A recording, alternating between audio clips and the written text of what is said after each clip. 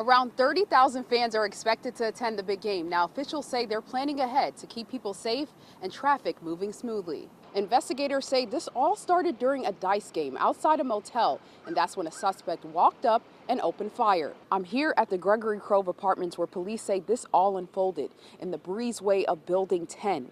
Officers found one man shot in the parking lot. On the major fire in Clay and Putnam counties. But first, we want to go to our Hajah Bah, who is joining us live in Brantley County with a look at the conditions there. Hajah, we see all that smoke behind you right now. Anthony, conditions out here are extremely bad. I'm just going to step aside so the viewers can see what I'm looking at right now. You can see and smell the thick black smoke in the air as the wildfire continues to rage this area. Police say a man was found shot inside this home you see behind me just after 2:30 this morning. Now, tonight you'll hear from a neighbor who says violence like this in this neighborhood is unusual. That's where we find our Hajah Bah, who is live at the scene now with the latest. So Hajah, what are we learning about this fire this morning? Riley, I am now in the back of the home, and I'm just going to step aside so our viewers can see what I'm looking at right now. You can see the significant damage left behind from this fire this morning. This morning, the Jacksonville Sheriff's Office held its Smart Motorcycle Safety Course, focusing on control, awareness, and safety on the road.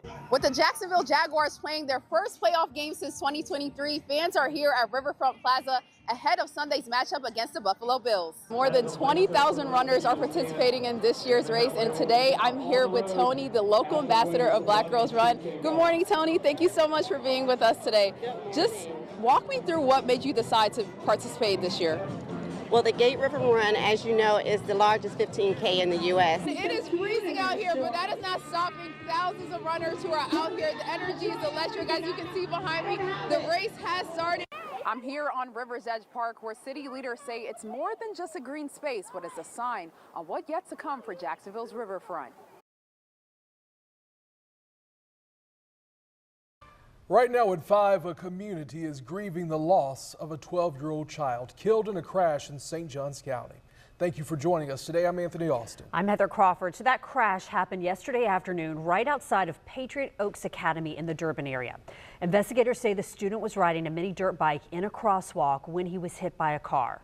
Hajah Bah is live outside that school tonight. And Hajah, I know the community just devastated by this tragedy.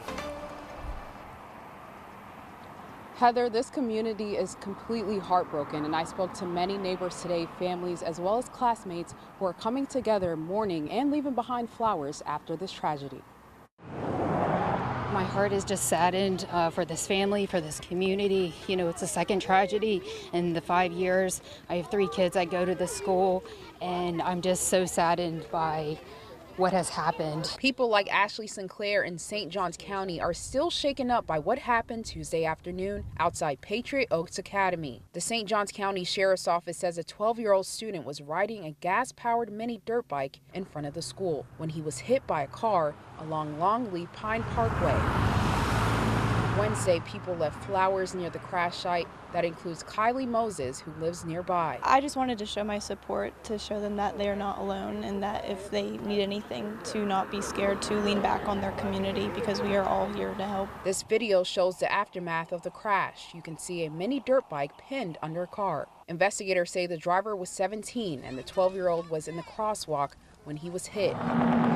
He was wearing a helmet. Everyone is a walker, everyone's a biker, there's amenity centers, there's kids everywhere. This school, only kids that live in this area go to this school, and this is the way that they get around. I've had a kid that has biked here for 9 years, and just be aware of them. For now, neighbors in the community have this message for the family. They are supported by their whole community, and that we are all here to not feel bad to reach out for help, and that we stand with them. And as of now, this crash is still under investigation and no charges have been filed. Reporting in St. Johns County, Hajah Bah, First Coast News, on your side. This is the first Sheriff Crime Prevention Walk of the year here in Arlington. And I spoke with one mother who says her son was killed right here in this very zip code. Gabriel kissed my right cheek one morning and he never came back home. So I am out here today because I think it's important to be present. I know that there are many victims in the county and they reside in all zip codes. That was Rose DeVoe, the mother of 23-year-old Gabriel DeVoe. She says her son was shot and killed in an Arlington apartment parking lot in November of 2022, just one semester away from graduation after a simple visit home. Gabriel had his whole life in front of him. He was about to graduate from college. He was about to embark upon everything that he worked so hard for. And they made a decision they had no right to make. And I'm going to be certain to look them in the eyes and let them know what they took from us and who they took from us. They took our Gabriel. She was one of many residents who participated in today's crime prevention walk hosted by the Jacksonville Sheriff's Office, pleading for someone to come forward with information in her son's death. It wasn't easy for me to get up this morning knowing that my son was killed in this very zip code. Sheriff T.K. Waters led the walk along Mayo Road. He says these walks are about proactive policing and that community insight is key to solving crimes. Police department or sheriff's department does not stand on its own. It's only as good as, one, the public approval that we have, and two, the public that participates with us to be able to solve crimes and fix issues. And we've had a lot of great public participation. DeVoe says if you know something, say something. Families are counting on you. My family is counting on you. You can make a difference for us.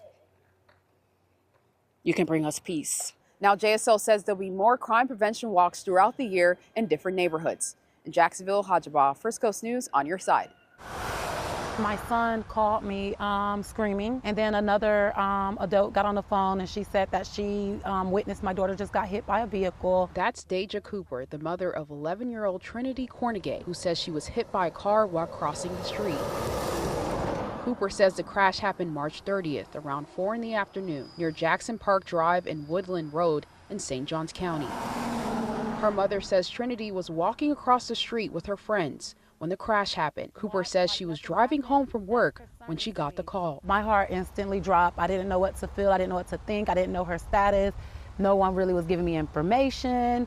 It was just a blur. As I started driving to the scene where she got hit, I got a call back that said, no, go straight to the hospital. We have to airlift her. Trinity remains hospitalized with serious injuries, including multiple broken bones and internal bleeding. It's been hectic. 1 minute she's on a ventilator, the next minute she off, the next minute she's back on the ventilator. One moment we got the bleeding under control internally. The next moment her ribs are collapsing. We reached out to the St. Johns County Sheriff's Office to request a police report, but it has not yet been released. Cooper says there isn't a crosswalk near the intersection and is now calling for safety improvements where her daughter was hit. So we need to start taking accountability, and not with just the driver, with the county as well. We need to make more visible crosswalks for these children. If we know these kids play in these areas, we need more crossing signs. We need more speed bumps to slow up drivers because everyone's speeding to get off from work to get home.